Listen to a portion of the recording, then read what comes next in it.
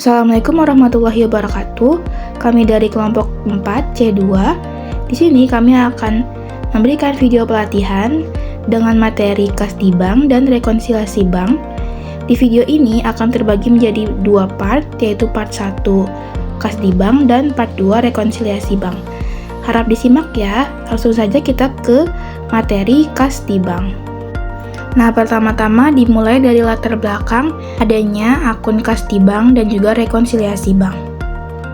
Latar belakangnya ini apa sih? Yaitu kas adalah aset penting bagi perusahaan karena digunakan untuk kegiatan operasional. Jika jumlahnya terlalu banyak dan tidak dikelola dengan baik, kas bisa jadi tidak produktif dan rawan diselewengkan. Untuk mengamankan kas, biasanya perusahaan itu menyimpan kas itu di bank. Namun sering terjadi perbedaan pencatatan antara perusahaan dan bank. Dari itu perlu dilakukan untuk rekonsiliasi bank untuk mencocokkan dan memastikan keakuratan dalam catatan kas tersebut. Selanjutnya, pengertian kas. Kas di bank itu biasanya dikenal dengan cash in bank.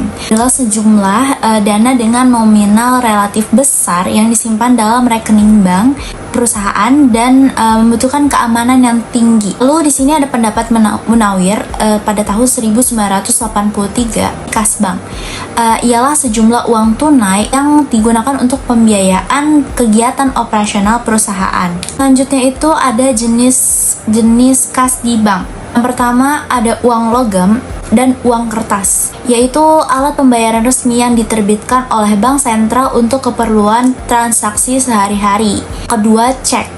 Cek adalah perintah tertulis dari pemilik rekening atau penarik kepada bank untuk membayarkan sejumlah uang kepada pihak tertentu atau pembawa cek tersebut.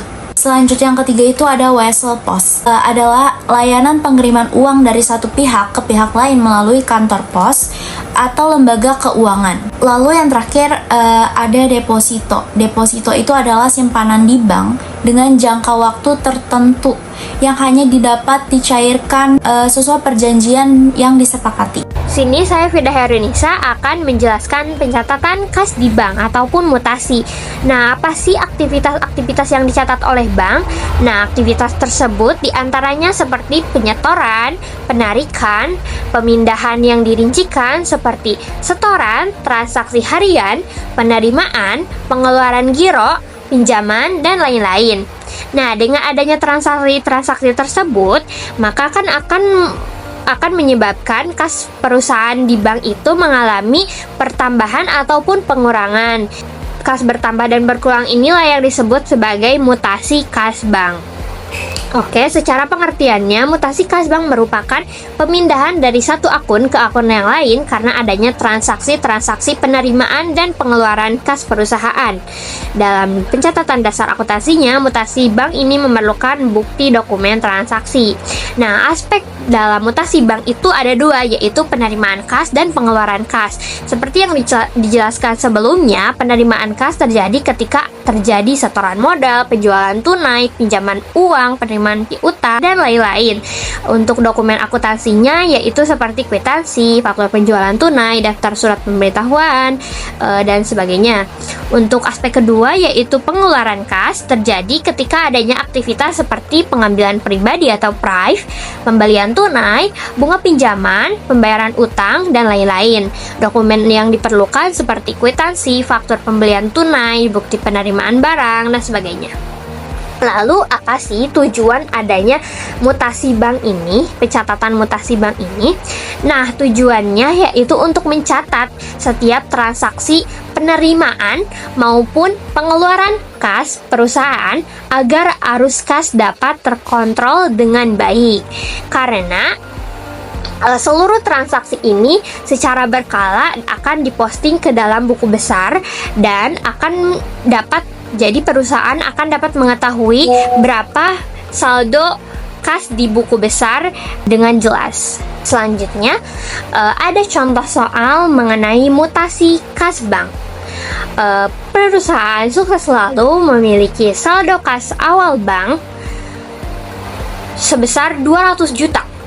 Lalu ini ada tabel yang memerincikan bagaimana transaksi-transaksi perusahaan sukses selalu selama 1 bulan penuh. Yang diminta yaitu buatlah jurnal penerimaan kas, jurnal pengeluaran kas, dan buku besar kas di bank. Nah, langkah pertama kita harus mengidentifikasi per setiap tanggalnya. Apakah transaksi tersebut merupakan transaksi penerimaan kas, pengeluaran kas yang akan dicatat ke dalam jurnal penerimaan kas dan pengeluaran kas. Nah, langsung saja untuk tanggal 2 Januari diterima pembayaran dari toko Sentosa dengan slip setor bank nomor 101 sebesar 50 juta. Karena ini merupakan diterima pembayarannya dari toko Sentosa yang mengakibatkan kas perusahaan pada PT Sukses Selalu ini akan mengalami penerimaan. Jadi, tanggal 2 Januari ini dicatat ke dalam jurnal penerimaan kas. Kita lihat saja langsung ke slide-nya apakah betul. Ya, tanggal 2 Januari ini termasuk ke dalam jurnal penerimaan kas. Keterangannya toko Sentosa dengan kas bank sebesar 50 juta, potongannya tidak ada, dan ini termasuk dari piutang dagang. Oke. Selanjutnya tanggal 5 Januari 2025, pembayaran utang kepada PT Berkah melalui cek nomor 201 sebesar 30 juta. Nah, karena tanggal 5 Januari ini merupakan pembayaran utang yang dimiliki oleh perusahaan Sukses Selalu yang dibayarkan kepada PT Berkah sebesar 30 juta yang mengakibatkan kas perusahaan Sukses Selalu ini akan berkurang. Jadi arus kasnya keluar yang mengakibatkan tanggal 5 Januari ini dicatat ke dalam jurnal pengeluaran kas. Oke, slide selanjutnya.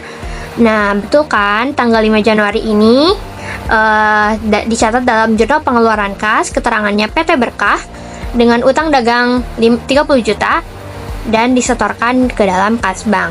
Oke, selanjutnya saya akan menjelaskan langsung saja memerincikannya. Apakah 8 Januari ini termasuk ke dalam penerimaan kas atau pengeluaran kas. Nah, tanggal 8 Januari ini diterima pembayaran. Berarti sudah tahu ketika diterima pembayaran masuk ke dalam jurnal penerimaan kas. Tanggal 12 Januari ini pembayaran sewa gedung. Berarti pembayaran sewa akan masuk ke dalam jurnal pengeluaran kas. Tanggal 15 Januari, penerimaan dari penjualan tunai berarti akan masuk ke dalam jurnal penerimaan kas.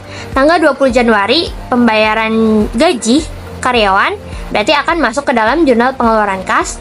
Dan terakhir tanggal 25 Januari 2025, pembayaran biaya operasional berarti akan masuk ke dalam jurnal pengeluaran kas. Yang bisa dilihat jawabannya ini ya. Oke, baik, terima kasih. Berikutnya yaitu pembahasan mengenai buku besar kas bank. Pada tanggal 1 Januari, saldo awal yaitu sekitar 200 juta dimasukkan ke dalam kolom saldo. Pada tanggal 31 Januari, terdapat total penerimaan sekitar 220 juta pada kolom debit. Jadi, total saldonya sekitar 420 juta.